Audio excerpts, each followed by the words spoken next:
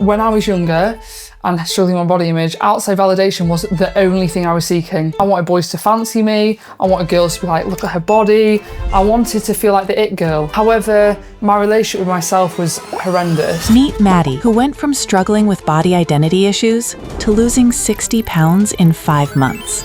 And she's here to teach us and how to build a stronger, healthier version of yourself. I set very low standards for myself, the way I lived my life. I wasn't into fitness. Didn't really care about my health. I set low standards in the treatment of myself with relationships and boys. Talk to me about like the turning point for you. Basically the first catalyst and turning point was that relationship coming to an end. And then the next day, after breaking up with him, I got in the car and had like a near-death car crash. No. The next day. Next day? So I broke up with him. Yeah. Got in the car to see my friends the next day, drove the car, and then bang. From sharing my journey online, my weight loss journey, my transformation, and being very vulnerable, I attracted quite a lot of women in a similar position. Yeah. People resonated with my pain points, and they were feeling the same. For someone that is listening to this at the moment and they're struggling, they're at the rock bottom, what would your advice be for them? You don't have to have it all figured out to move forward. And clarity often comes after the leap. Just start, no matter how small that is. Waking up an hour earlier and being more productive in the morning. Starting 10k steps a day. Working out 3 times a week instead of 5 times a week. The person you're trying to become is inside you. Yeah. Just go meet her. What is happening, beautiful people? Welcome back to Empowered Human Podcast. This is Empowered Human by Empowered Human Tribe, a space for real stories, honest questions, and deep conversations about what it actually means to be human. Here, we do not rush to answers. We sit with lived experience, curiosity, and the moment that shapes us. If you are navigating growth, healing, or simply trying to understand yourself a little bit better, you are in the right place. Welcome to the podcast, Maddie. Thank you. How are you feeling today? I feel great today. Yeah, you feel great? I feel great. What's great about the day? The sun is shining. Yeah. Life is good. I'm going back to Bali in 2 weeks. I'm looking forward to that. Yeah. I've had a wonderful 6 weeks at home, see my clients, see my family, see my friends. So yeah, feeling super grateful at the moment. Yeah. And heading back to my favourite country. So I'm jealous. Yeah. I love that. I love that for you. Before we start, we're actually going to play a little game. So you're going to give me 3 statements and one of them has to be a lie. And I'm going to guess which one is a lie. And I'm going to give you 3 statements and you have to get which one is a lie. So I can start or you can start. You know. Okay, 3 statements. This is a prompt on Hinge, you know. Yeah. It's my life. It says, guess which one is a lie. I'm not even joking. Way. Sorry, I'm not on Hinge, so no, but it's just funny that you said that. That's jokes. Okay. One, I don't think you know this about me, or know any of these about me, obviously. Yeah. Okay, 1, I've been held at gunpoint. Okay. 2, I have a twin. 3, I've climbed Kilimanjaro. 3, because I feel like you took time. What, 3 is in a lie? Yeah, the lie, yeah. No. Oh. So other 2 are true. I've got a twin and I have been held at gunpoint. Oh, so interesting. So I got it right. So you got it. Yeah, so Kilimanjaro is a lie. Yes. Yeah. Yeah. Smash that. So, yeah. All right, my turn. So I've been held at gunpoint. Okay. I went to boarding school at the age of 6 or 5, 6. I once played football for Millwall City. That's a lie. That was too. You seem to guess it. You went for Chelsea. Yeah. I struggled on that one. I did the same. The lie needs to come first. Anyway. Yeah. But anyways, I feel like the ice is smashed. All right. For people that don't know who you are, how would you describe yourself? I describe myself as a very positive, strong-willed and motivated person. Yeah. Who is just trying to seek the magic out of life. And I always say I don't want normal, I want magic in every aspect of my life. I love that. Yeah. I'm stealing that one. So if I was allowed to swear, I don't know if I'm allowed to swear, but F normal, I want magic. Yeah. So that kind of is how I live and outlook on life. Yeah. I want to make the most of it. Yeah, because we're only here for a short time. You know, might as well make the most of it. Yeah. What do you do? And what can someone expect to learn from this episode? So I am a online fitness coach and retreat owner. My retreats are based in Bali. And I think what my story provides people is, first of all, maybe a bit of hope and courage for their own journeys, and also that life is not a fixed destination. We all have many chapters and you can reinvent yourself as many times as you like. I love that. Certain events don't define who we are, and we are kind of the master of our own destiny. Yeah. And for me, I'm constantly seeking what that looks like. But yeah, a big takeaway is that as humans, our potential is infinite, and my mission on this earth is to continuously seek that and raise the roof each year. Yeah. On I love that. On that ceiling, Yeah, I love that. I think that's a beautiful answer. And also as well, like, yeah, you are right. You can restart at any point, you know, as long as you can still, you're still breathing, you know. Yeah, exactly. Every day's a new opportunity. I love that. You said that you live by the philosophy, the art of becoming. Yes, it's tattooed on my arm. Is it? Okay, tell me, let's have a look. There. Oh, sick. So tell me more about that. So, firstly, it was done in Bali, which is a special thing in itself, my favourite place in the world. The art of becoming, to me, encompasses the continuous, the continuous striving of evolvement and progress and growth. And that growth is not always linear. We have to accept the good and the bad, the peaks and the troughs, and the art of becoming won't always be easy, but it's about building resilience and becoming someone who is not focused on necessarily on destination, but is focused about becoming the person seeking that. So I shared a quote on my Instagram yesterday, actually, about how, for me, it wasn't about building a fit, strong body. It was about becoming the kind of person that builds it. And the art of becoming is harnessing the power of enjoying the journey, no matter what it throws at you. The art of becoming is my constant reminder. Yeah. Take the good with the bad, enjoy the journey, and never stop evolving. Yeah, I love that. I think it's so powerful because I think a lot of the time as humans, we almost want to know that the outcome, but there's no way of knowing the outcome. You have to just to start. You have to take action without really knowing, but just having hope that whatever it is I'm doing right now, hopefully it's gonna work. But there is no guarantee. I think that's the beauty of it as well.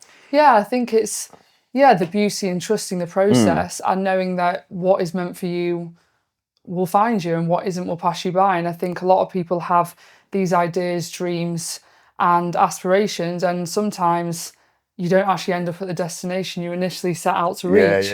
And your journey, dictates where you're going, and it can take different forms and different paths, and it's being able to become resilient and also malleable in those dips and troughs, and like we're saying, just kind of adaptable along the journey and enjoying it instead of having expectation on where you need to be and where you're going. It's enjoying the ride. I love that. I was reading the book recently. I forgot the author, but I really liked it. It was talking about how we need to get out of our own way, because I feel like I was saying that we're getting our own way a lot.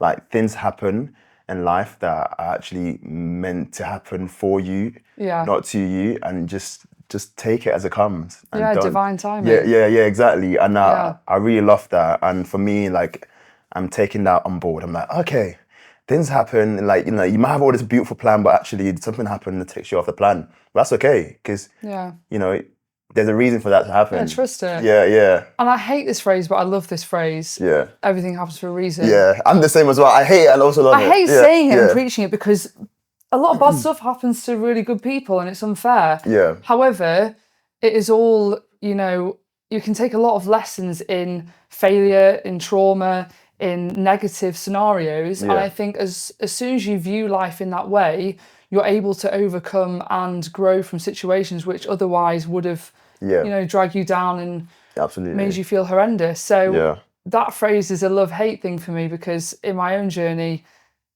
everything did happen for a reason. It has equated to who I am today. Yeah. That didn't come with a lot of suffering and heartache and pain. But I love that phrase and hate it at the same time. Yeah, like, I love it and hate it. I love it in the sense, like, like, it gives you hope that, okay, something it is good what is it is. coming. Yeah. But at the same time, I genuinely also believe that some things just happens because it's life. Life just happens. It's your cards. Yeah, you don't know what you're dealt. And like there's necessarily like there aren't actually any reason. It just happens. That's just life. Yeah. So I feel like, you know, take what you want from that one. It's up to you. Yeah. But yeah, talk to me about growing up, and then talk to me about body image. Why is that so important to you? So for me, growing up, first of all, I want to just say I had a lovely upbringing and have an amazing family, really supportive. Yeah. And I think this also adds to why my body image and everything really affected me, because my environment and my situation from the outside was so perfect. There was nothing wrong with my life. I had an amazing family, amazing school, amazing friends. However, my relationship with myself was horrendous. I've always been really tall, and growing up, hitting puberty and becoming a woman was a really tough journey for me. And feeling, in what's the word? I need to start this again. Feeling at one with myself. Yeah, I love that. It took me a long time to get there. And I think having a twin who was an athlete, sporty as hell, absolutely tiny, was the absolute opposite to me. So that was a struggle. And that first it wasn't her fault, it was no one's fault, but that kind of triggered the comparison thing. And it spiraled to me, just having an awful relationship with myself, my body image. And I just felt, I said this to you before, the fat funny friend. And I used that label to define myself and all areas of my life. So, growing up, I really struggled. I set very low standards for myself, the way I lived my life. Wasn't into fitness, didn't really care about my health. I set low standards in the treatment of myself with relationships and boys. And it took me until the universe slapped me around the face with some really traumatic events and personal circumstances to have a real wake call and say, right, take yourself seriously, Maddie. Like, there's more to life. The person you want to become is inside of you. Yeah. You just need to start acting the way they would in order to become them. So for me, I had a lovely childhood, but I really struggled with who I was and identifying as like a taller girl. And it took me a long time to kind of become the person I am today. I love that. I think that's powerful. Talk to me about like the turning point for you. So the turning point for me was definitely 2018, and if I could probably get another tattoo, I'd get 2018. Another one. Because for me, that year I was reborn. It sounds really cringe, but like I was honestly reborn. And basically what happened was an accumulative effect. Having, like I said, growing up, had a lovely childhood, lovely family. However, let my standards slip as I grew older and older and older. And as you become a woman, you start dating, you start going out, you start having more freedom. I definitely let my standards slip more and more. And basically in 2018, I'd just come back from traveling with my friends, had a great time, very much harnessed the fat funny friend role on those trips, was mental, had way too much fun, probably embarrassed myself a little too much, but was living life as a 19-year-old. However, I came home, I started a relationship with a boy in Bali, turned out to be really horrible, controlling, bit abusive, like horrendous, but I stuck up with it because I thought that's what I deserved. Wow. I didn't have enough self-worth to leave, and for me, someone loving me was enough. Whether that's toxic or not, I felt like validation. That relationship, basically the first catalyst and turning point was that relationship coming to an end. Quite a, traumatic and dramatic end. I had to leave him for reasons like I don't need to discuss, but it blew up in flames basically. Finally had the courage to leave, and my friends really pushed me to do that because I was an absolute shell of myself. I lost myself in that relationship, and then the next day after breaking up with him, I got in the car and had like a near-death car crash. No. The next day. The next day? The next day. So I broke up with him. Yeah. Got in the car to see my friends the next day. Drove the car, and then bang, wasn't my fault, 70-mile-an-hour crash on a country road. And I actually spoke to my mum about this before coming on this podcast because I really want to signify what the main turning point was for me. In that car, not to sound dramatic, but I faced death in the eyes. Jeez. And like I said, I lost my hearing, I lost my sight for about 3 hours. There was a really loud bang. Thankfully, I wasn't really badly hurt, but the impact was so loud that I did have like head injuries and I did have severe whiplash, but the impact made me lose my hearing and sight. So when I came round, I was like, I'm dead. Like I felt dead because I didn't know where I was and whatever. Yeah. And do you know what really triggered me in that moment? Obviously, I'd just been through a really traumatic, heartbreaking situation, but I feel like what came in mind was, if I am dead now, like, what am I thinking about? And I didn't feel like I had anything to be proud of. That sounds so, like, big, but I had people I loved, but I didn't love myself. And in that moment, I thought, I'm not proud of myself. Yeah. And I have literally been faced with like a life-or-death situation. What can I think of my life, and what's the summary of what I've done so far? And that for me, I literally, and unfortunately after that, another really traumatic event happened to me. Jeez. Again, and this all happened within the space of 6 weeks, and the universe was like, 3 slaps around the face. And amidst my recovery, emotionally, physically, from the relationship, from the car crash, from this other event, I took a long, hard look at myself in the mirror with, and there I was, this shell of a human, feeling completely empty. And I think I genuinely looked at myself in the mirror and was like, Maddie, you are capable of amazing things. You need to show up as that person. Your dream person is within you. You just need to go there and go get it, grab life by the horns and take it. And I just was like, I'm not accepting this. Like, I'm not accepting this at all. Yeah. I'm going to become my best self, no matter what it takes, no matter how long it takes. That is my mission on earth now. And I think I just go back to that time when, I faced death in the eyes, it felt like. And I was like, if that ever happens to me again, I want to go, what a sick life. Yeah. It's now. Yeah. Because I've done it. I've left my mark. I made a positive impact and I'm proud of myself. Yeah. So, that was a turning point. Those really awful things happened to me. Jeez. That is powerful. Yeah, it's mad. Yeah. It was mad. I'm trying to imagine, like, that happening and you decided actually one day to wake up and look in the mirror and say, actually, I deserve more. Yeah. What was that moment like? And what did that actually like feel like to you when you were doing it and when you were looking at yourself in the mirror? I think, first of all, it was quite upsetting because I looked at myself in the mirror and I didn't recognise who I was.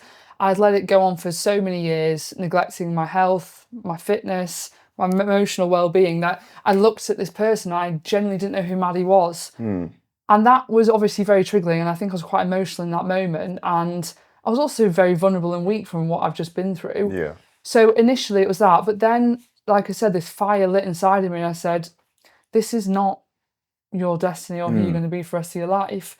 You don't have to stay stuck in this situation. And between you, current you and future you is one conscious decision and desire. And that conscious decision was, I'm going to become the best version of myself and I deserve more. And it took me hitting rock bottom to realise that.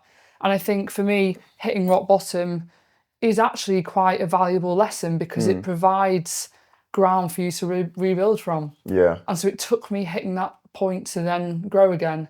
So I don't wish it on my worst enemy getting to that point. However, I have seen others close to me and also clients, etc., hit that point, and it's been the best thing that's happened to them. Yeah. Because it provides, the ground to grow from. The only way is up now. Exactly. There's no lower you can go. Yeah, that's it, yeah. Yeah. I love that. I think that's so powerful. Okay, now we've come to a realization that we need to change. Something needs to change.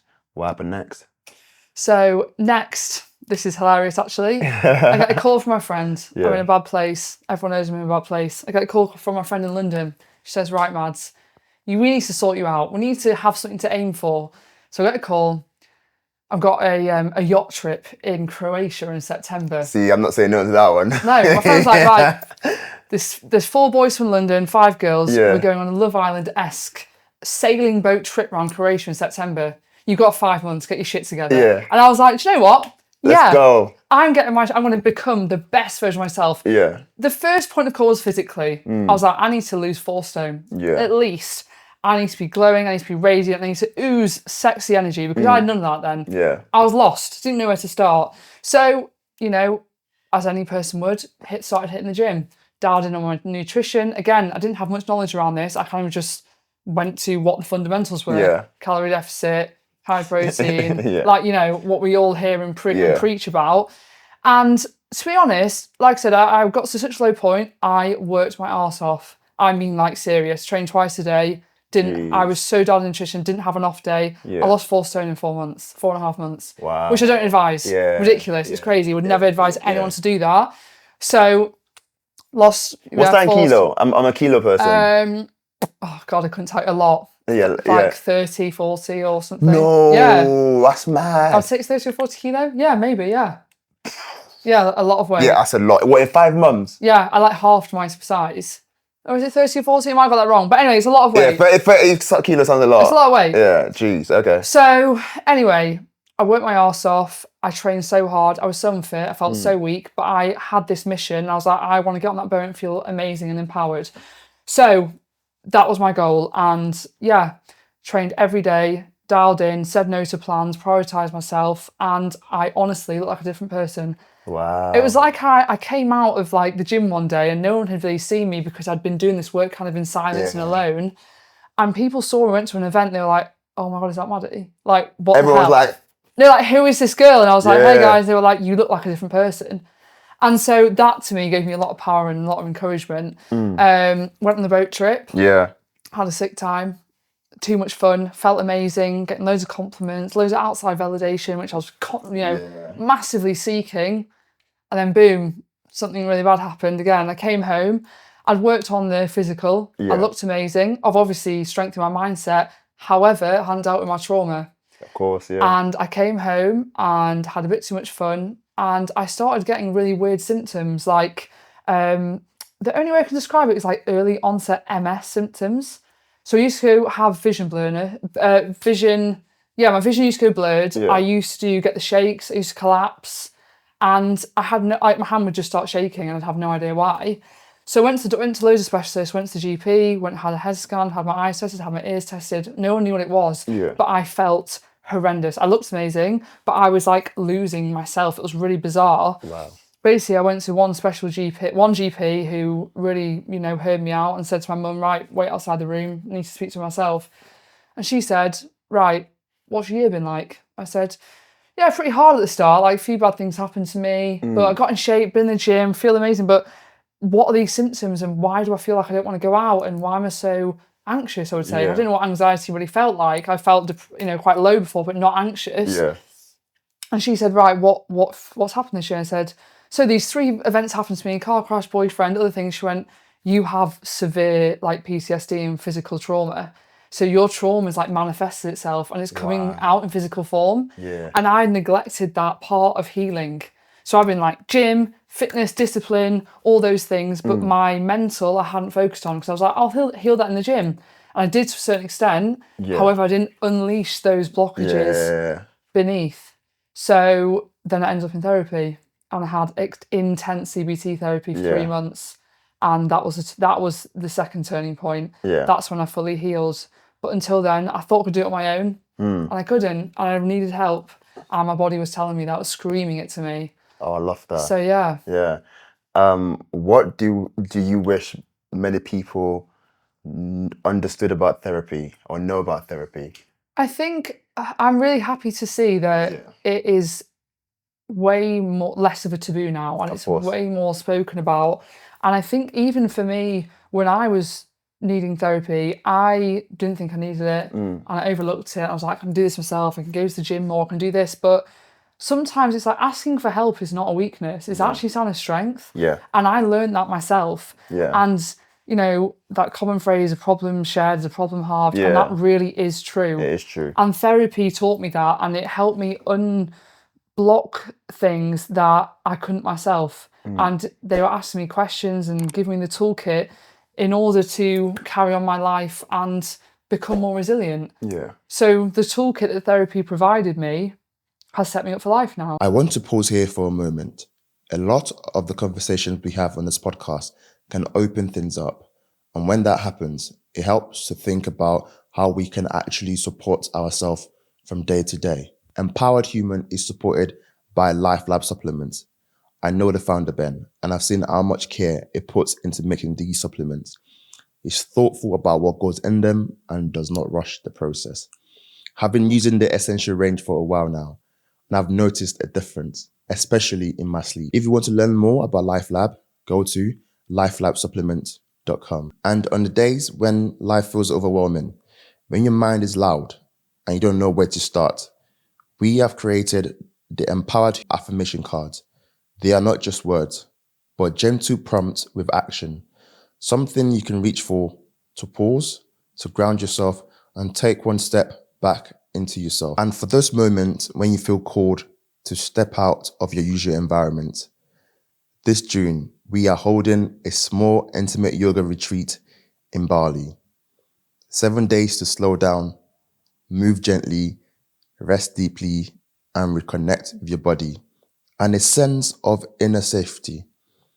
Held in nature with just 8 people. You will find links to all of this in the description below.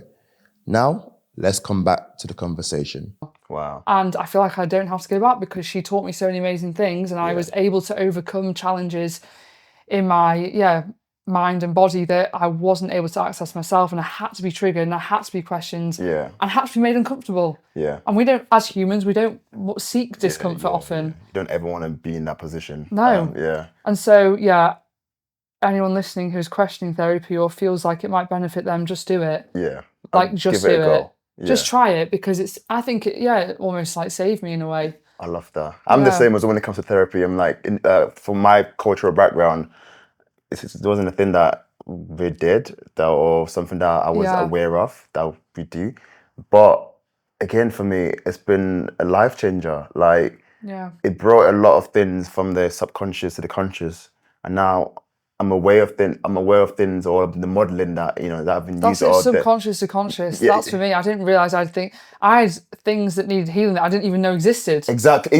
I'm the same. I didn't even know they were there. And then she'd say something or make me do an exercise, and I was like, oh my God, I feel anxious, I feel triggered, I'm sweating. She's like, blockage. There you go. There you go. Yeah. I felt like that was the most powerful thing ever, because now I'm aware of it now, and I want to grow. So I'm never gonna make that mistake again. But if I do, I know how to almost reset and that's it. You got the toolkit. Yeah, exactly. I feel like I wish more people went to therapy and actually just give it a go and be receptive as well. Yeah, I think that's the biggest thing. You have to be open to it. You have to be open-minded, and you have to walk in with no expectations. You have to just be open to anything, really. I think when you go into anything with an open heart and receptive and open mind, it's like growth mindset. Absolutely. It's like you get more benefit. Yeah. You have to stay curious, keep asking questions, and don't try and have it all figured out for yourself, because they're experts in their field for a reason. Yeah. You're not an expert in mental health and therapy, so go seek it from someone who is. Yeah, absolutely. And that's what happened to me. Yeah, I love that. Talk to me about the impact of other people on your own image, like back then compared to like now. So, I talked about this before about outside validation. Yeah. And for me, when I was younger and struggling with my body image, outside validation was the only thing I was seeking. I wanted boys to fancy me. I wanted girls to be like, look at her body. I wanted to feel like the it girl. Yeah, the it girl. I love that. The it girl. In school, I was in the shadow of my peers, not because, personality-wise, but image-wise. I was like, they are the popular girls, like, if you thought of American movies, they're the cheerleaders. And I was like the one in the band or something. Yeah, the one in the band, backup dancer. But you know what I mean? Like, I was the one who was in the shadows, and I accepted that role, and I was happy with it, because I love my friends, they're great people, but I was that person. And so for me growing up, the only thing I wanted was a boy to be like, oh, you're fit, or fancy you, or want to take you out, because no one did that. And so for me, changing my image was all about that. However, through this journey, this long journey that I've undergone now, and as I've progressed over the years, I've honestly realised that happiness comes from within. And I've stepped into my power realising that, because, self-love has to come first. And in turn, if you love yourself wholly, you can offer your best self to others. True. And so for me, the change in transition for how others have viewed me is, I no longer care how people think I look. The only person that should care about that is yourself. And you should be proud of how you look, and you are the master of how you look and how you feel.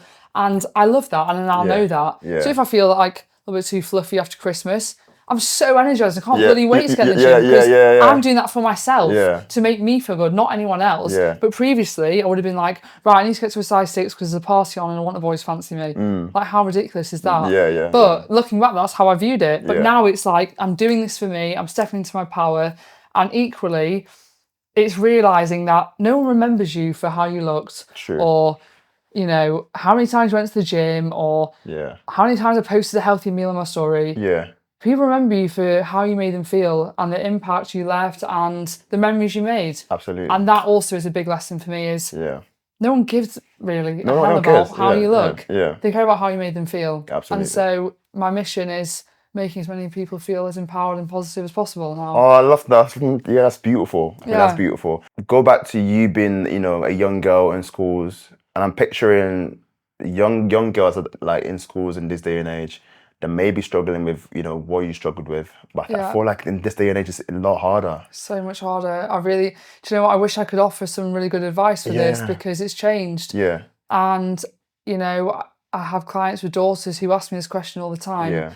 And I wish I could give a better answer because the age of social media, of TikTok, and even I struggle with this with myself at 27. You know, comparison is a thief of joy, and I cannot imagine what that's like with kids. And you know, school is an already unkind environment. Exactly. And it can be challenging for a lot of kids anyway. But when you put social media in the mix, and you know, seeing all these different people online that live in these lives, and comparison, and fitness, and health, and fads, and diets, and whatever, it must be so much harder. I didn't have that much access when I was that young. I think for me, the advice kind of needs to be more like to parents, I would say, about the conversations you're having at home, the kind of society, what societal norms, and teaching your daughter to love themselves from an early age. Of course, and also, managing kind of their screen time and what they're accessing. I know it's really difficult now, but I think it all starts from home. And I was very lucky to have an amazing mum who has always supported me and loved me and pushed me forward. Although I had a lot of work to do myself, I never, you know, like I said, I still had a very happy childhood because I had a very safe, loving home. But this inner self work, we all have to do it at some point. It doesn't matter how loved you are or how amazing you felt. But I think for children in schools now, first of all, create a loving environment at home. That's the best you can do to support them. And equally have very open conversations around, you know, the female body and all those kind of topics. I think it's important. I went to an event end of last year.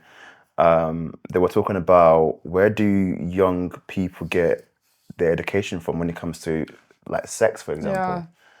Guess where they get it from? It's TikTok or something. Porn. And it's like Bonnie Blue and stuff now. It just makes me so sad. It's like kids that don't feel comfortable, or we are not as a society having that conversation enough, so that they feel like actually like they need to seek it from another source. Someone else, So I feel like having an open conversation as a parent is important.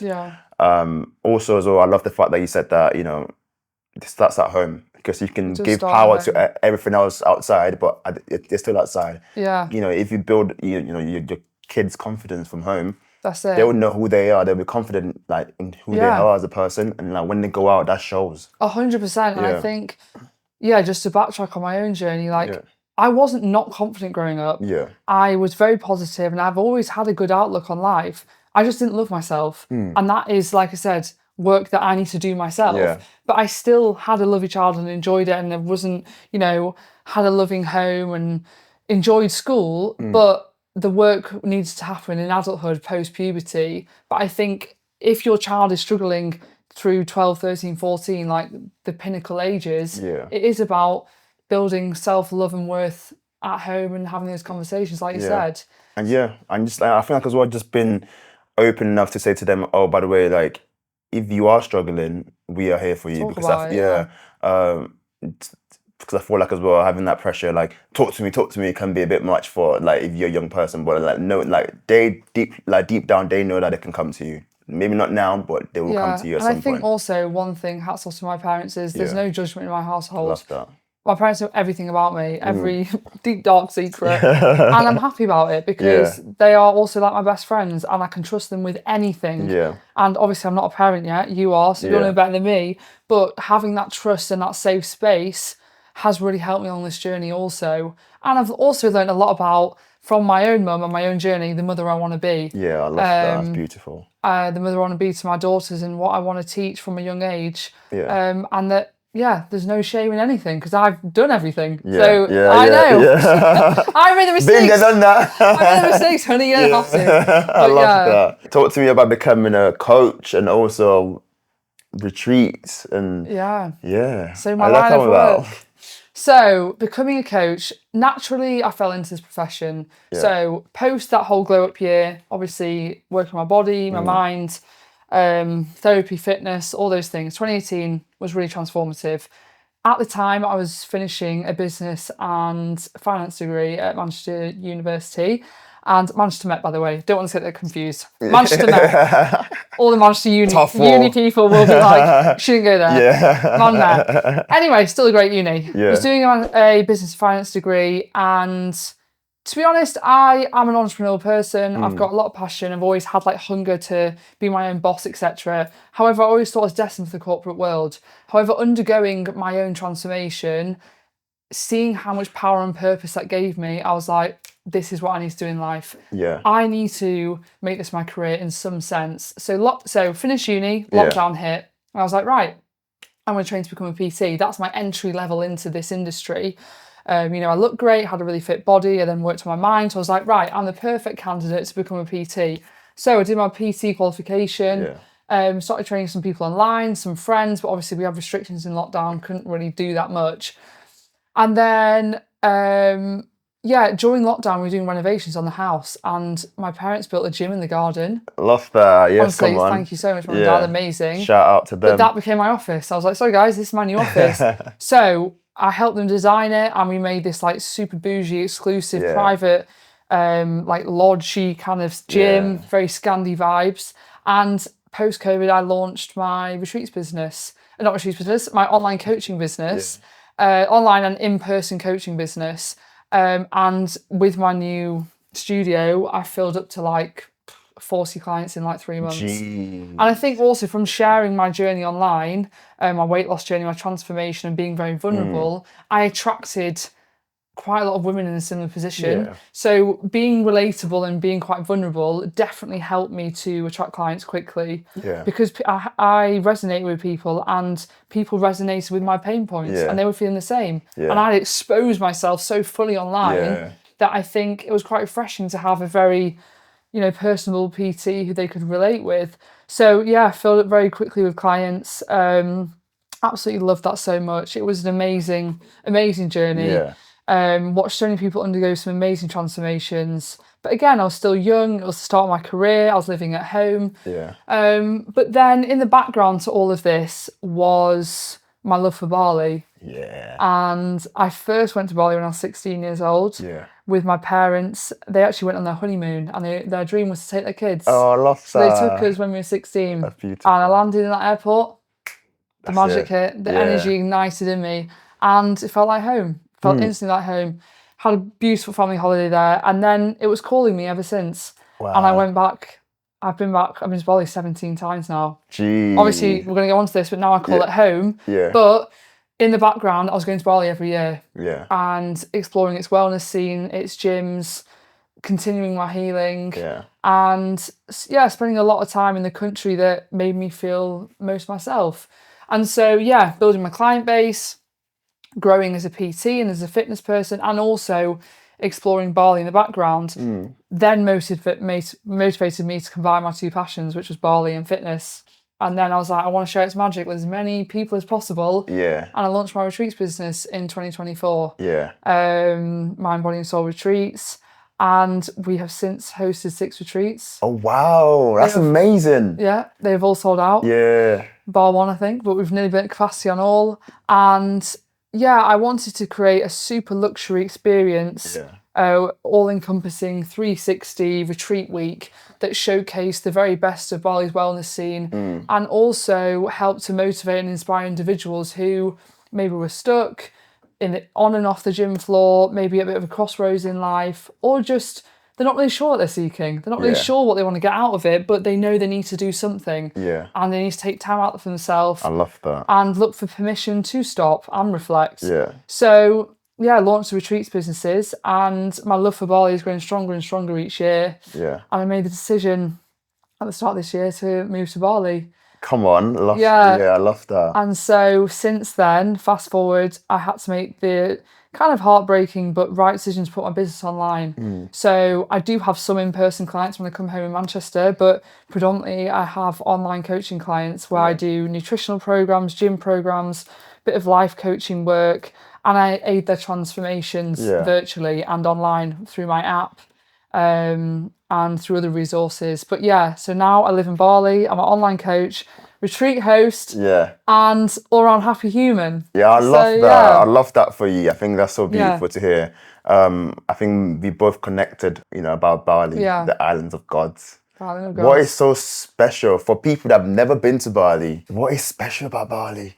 Do you know what? It's very hard to describe a feeling. Yeah. Because everyone has to feel it themselves. Bali's energy is like an unspoken energy, and they call it Mama Bali. Yeah. And for me, some people feel it, some people don't. I find it very hard to meet people that don't feel it. Yeah. Bali either accepts you or rejects you as a person. True. Everyone says this. Yeah. I'm yet to meet many people that have been rejected by Bali, but if she accepts you, then it is like the warmest hug you've ever felt. Yeah. And for me, it's an intangible thing, but you can feel Bali's energy. It's something like you've never felt before. Yeah. For me, what makes that energy is a combination of its culture, its people, its landscape, the climate, the wellness scene, the nourishing food, just the all-round good vibes. And for me, Bali has everything in it that is like my dream location. Everything I'd want in a place is Bali. Yeah. And so I just want to touch on the people predominantly. Like, their culture is predominantly Hinduism. Yeah. And they believe massively in karma. So their whole culture is around compassion, mutual respect, acts of kindness. So when you're around that environment, those people all the time, and that way of life, it rubs off on you. Yeah, and it you does, feel the effects. Yeah. And ultimately, you show up as a happier person, more positive person. And I think the people are really important. And also, let's touch on the wellness scene. Yeah. Is one of the best in the world. Yeah. Everyone there is all seeking a higher state of life, mindset, and body. Better. Yeah. Everyone's trying to be a better version of themselves. The gyms there, the food there, it's very like farm to fork, organic food. It's cheap, it's sunny, it's just great vibes. And like I said, it's quite hard to describe in one summary, in one sentence. You have to come and experience it for yourself. Absolutely. But the energy is magnetic. Yeah.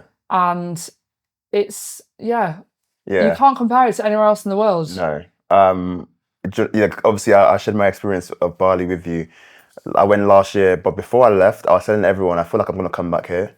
Really strange. Yeah. I was like, I don't know why, but I just feel like I'm going to come back here. It calls you. Yeah. Then I got there, and I was like, yeah, it makes sense. It feels like home. And for me, again, the people. The people are so beautiful. Oh, yeah. It felt like home. For me as well, like the pace of life was calmer. It felt like I could actually breathe. This is it. And I always say, if I describe Bali to anyone, it allows you to slow down. And it also reminds you that slowing down isn't falling behind. Exactly. It's catching up with yourself. Yeah, absolutely. And it forces you to catch up with yourself. Yeah. And it brings out my soft and my strongest side all at once. Yeah. And I'm so grateful for that, because I would never have accessed that without Bali's energy. Yeah, I love that. And for me, the highlight I keep saying is gilly air, coconut water by the beach, shorts, flip-flop, tank top. Simple life. Simple. And I feel like I can wear anything and just walk out and not think twice about, am I wearing this designer? No one cares. No one cares. And I was and that's what I love. It's the little things, and everyone is so grateful for the little things. Yeah. And they are what matter in life. And the people of Bali, like I said, they it's predominantly Hindu. Yeah. And they do 3 offerings a day. Yeah. It's very spiritual. Oh, I love that as well. It's so beautiful. Like you see like the flowers and the 3 times a day it is. 3 times and a day. They have honesty ceremonies like up to 5 times a week. It's Oh, annoying on the respect. road because they get closed. Yeah. But one thing that's beautiful is these people are celebrating the little things in life. I love Their that. family, food, nature, connection, their health. Yeah. It's not about, I want the next car. Yeah, It's like, yeah. my family's healthy. I'm grateful the for sun what is I shining. have. Yeah. I've got fruit on my tree. It sounds ridiculous, but it's like, those are the things that matter. Yeah. And those are what's important. And growing up, I'm from Cheshire, which is a really privileged area, and I've had access to amazing people and had amazing conversations. And it's very much part of that hustle culture, a bit like London. Grind. Everyone is seeking more, and often on the financial level. Yeah. In Bali, yes, there's a hustle culture in terms of building businesses and being entrepreneurial, etc. But the narrative is different. Yeah. It's about purpose-driven business. Yeah. It's about fulfillment. Yeah. And it's about there's more to life than the rat race and being stuck in a pursuit that isn't fulfilling you. No. So that's what's special as well. Yeah, Bali is very special. I can't wait to go back again. I'm going back. We're both going back in the first week of 2 weeks September. time? Yeah. So we're gonna do like a follow-up. We will do a follow-up podcast, in Bali. So I'm gonna get you to take us to your favorite places in Bali. Yes, definitely. Yeah, I think that'll be fun. Yeah, we'll do it. We've said about you going on the moped. I'm gonna teach Aid to drive a moped. Yeah. Say no more. I'm down for that. Yeah. Stay tuned. Yeah, I love that. I think that's beautiful. You were talking about you got an affirmation. I am on yourself. No, I don't have that. I've got Art of Becoming. I am becoming, not I am. We can scrap that. Art of Becoming. The art of that. becoming. Yeah, I texted you that before because I was like, oh, don't have that, but I can get that for you if you want. Yeah. Okay. For someone that is listening to this at the moment and they're struggling, they're at the rock bottom, or feel like they're about to get to the rock bottom, what would your advice be for them? If someone's at rock bottom, what would my advice be? Having been there myself, obviously it depends on your situation, your circumstances. I think it's knowing that being stuck isn't forever and you don't have to have it all figured out to move forward. Yeah. And clarity often comes after the leap. And what a lot of people do is they fear even making the first step because they're so fixated on the end goal. Yeah. Just start. Yeah. No matter how small that is. If that's, waking up an hour earlier and being more productive in the morning, starting 10K steps a day, working out 3 times a week instead of 5 times a week, doing small attainable actions consistently builds momentum. Yeah. And I think for someone stuck is start small and build. Don't overface yourself with the end result. Yeah. Just start building momentum. And I promise you, over time, you will gradually build up, and you'll find a routine that aligns more with who you're trying to become. Yeah. But I think one of the detriments to my own journey was, and what stopped me from starting in the first place, back before the trauma even happened, was it felt unachievable. Yeah. This dream girl I had in my mind was like, I'll never be that. I could never do that. It's too much of a task. It's too hard. And this really nicely leads me on to the fact of choose your hard. Yeah. It's hard to change, but it's harder to stay stuck. Yeah. And for me, the catalyst to my change was it was more painful staying stuck than it was trying to change. And so for me, anyone staying stuck, you have to find your why, you have to find your reason, and that has to be cemented in your heart throughout the journey. But equally, again, back to the art of becoming, it's not going to be easy, and it's not going to be a smooth ride, but it's accepting that it is going to be hard and choose your hard. It's harder to stay stuck for me. Yeah, I love that because it is true, because I feel like sometimes some people might think, oh, I don't have to make sacrifice. It will just come to me and I just, but you have to sacrifice something, and it is hard. Yeah. And I love the fact that you say, choose your hard. Choose your hard. Would you rather stay at rock bottom or actually, be proactive and do something about it and stop complaining about it. I think for a lot of people in some cases is a lot of the time, what's preventing you from getting to the place where you want to be is you're ignoring the work that needs to be done. True. And so, but often the answer is in that work. Yeah. And people are putting it off. Start now. There's no time like the present. What you won't do now, you won't do in the future. Yeah. You have to make that proactive decision to be like, I'm changing. This is for me. This is my vision. This is my motive. And drill that into yourself. And I know you're really big into affirmation. Yeah. Oh, I got an affirmation card here. Yeah. Yeah, I was looking into that, and I have an affirmation at the moment. So I saw something to do with my star sign and all that. And mine is, I am accepting of the breakthrough I'm about to step into, or something. I can't remember. It's on my phone. I want to read it. Yeah, it's on my screen. Yeah. My affirmation at the moment is, I'm ready to receive the breakthrough I deserve. Oh, I love that. And basically, apparently, the momentum I have been trying to build up at the moment is going to be rewarded soon. Yeah. I have to just keep going and keep believing in myself and keep pushing forward because the breakthrough is coming. Yeah. And yeah, for someone stuck at the journey, you have to know how to survive in the dark to appreciate the light. Yeah. And so the dark times are not always a negative thing. Yeah. They are there to fuel the journey and to keep pushing forward to the light because the good days are coming. Yeah. But they aren't without struggle and without hardship. But that is what propels you forward. That's your purpose. That's your drive. Yeah. To not feel like that again. Yeah. I love that. If you can go back and advise young Maddie that was in a dark place and really struggling, what advice would you have for her? I don't know why it makes me so emotional talking about this because it triggers me every time. I feel emotional. First of all, I'd give her a massive hug. And I would say, the person you're trying, like I've said this a few times in the podcast, the person you're trying to become is inside you. Yeah. Just go meet her. Oh, I love that. That's beautiful, yeah. She's in you. Yeah. Like, she's in you, she's here, and she's proud of you. Yeah. And this journey you're about to embark on is going to change your life. Yeah. And do not stop until you reach, you won't, I said this, you don't reach the destination, you continue to evolving. Yeah. But step into your power, start showing up as future Maddie would. You know, take your health seriously, go to the gym, not because it's punishment, and don't eat food because it's restriction. Yeah. You're doing it because you deserve to nourish yourself. Yeah. You're doing it because your body deserves to move and get stronger. Yeah. And you're doing it because it's going to allow you to step into your power. Yeah. So, little Maddie, keep going. Yeah. Stay strong, keep looking forward because future Maddie is here. Yeah. And she's really glad that you started that journey because, she's here today. That's beautiful. So yeah, that's what I'd say. And like, what's that like to hear? What's that like to actually get out? And actually, I feel really emotional. Like it makes me, I actually wrote a letter to myself and put it on my Instagram. It's a before and after of me from 2018 and to this year, and I honestly sobbed writing it. Yeah. And you can find it on my Instagram feed, Maddie Evans Lifestyle. I wrote a letter to myself, dear 20-year-old Maddie, and it was very emotive for me because it's been one hell of a ride and it hasn't been easy, but I'm just really proud to reflect on that I have achieved becoming my dream woman. And if Maddie at 18 saw me now, she'd be like, who's that? Who's the it girl? Yeah, come on. No, you're not the it girl. I'm the it girl. Yeah. And that sounds so cringe. I'm not trying to inflate myself, but I am who I wanted to become. Yeah. And so I'm really proud to reflect because I did what I set out to achieve. Yeah. And look at you now. Yeah. Here we are. I love that. Where can people find you and connect with you? So you can find me on Instagram, Maddie Evans Lifestyle. That is my coaching page, community for empowering women, sharing, motivational tips, advice, and also my own journey as I keep, navigating through that, whatever that may look like next year and the years after.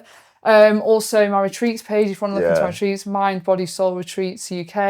And also my retreats Instagram, Mind, Body and Soul Retreats UK. We'll also link it in the show notes as well, so if anyone knows that's interested. Check us out, have a look. We'd love to have you. And we'll see you in Bali. Yes, I'll see you in Bali in 2 weeks. Yeah. So we'll do like a follow-up episode in Bali. I can't wait for that. I think it's so fun. Yeah, definitely. So thank you so much for today, Maddie. Thank you so much. Your story is powerful, inspiring, and I hope that someone listening to this can take something from it. But thank you so much. I'll see you in Bali. See you in Bali. It's a wrap. Oh, can you reach? Oh no! Yeah. Before you go, I want to leave you with this. Conversations like this aren't meant to stay in your head. They ask for care, patience, and the right kind of support. On the everyday level, Empowered Human is supported by LifeLab Supplements, whose focus on energy, immunity, and sleep reminds us that the body needs a steady foundation. And on the days when everything feels overwhelming, the Empowered Human affirmation cards are there as a gentle, grounding practice, offering reflection and small intentional actions when you don't know where to start. And if you feel called to slow down more deeply, this June, we are holding a small yoga retreat in Bali. A quiet pause to reconnect with your body, rest deeply, and remember a sense of inner safety. You will find everything linked below. If this conversation resonated, consider subscribing. I will see you in the next one.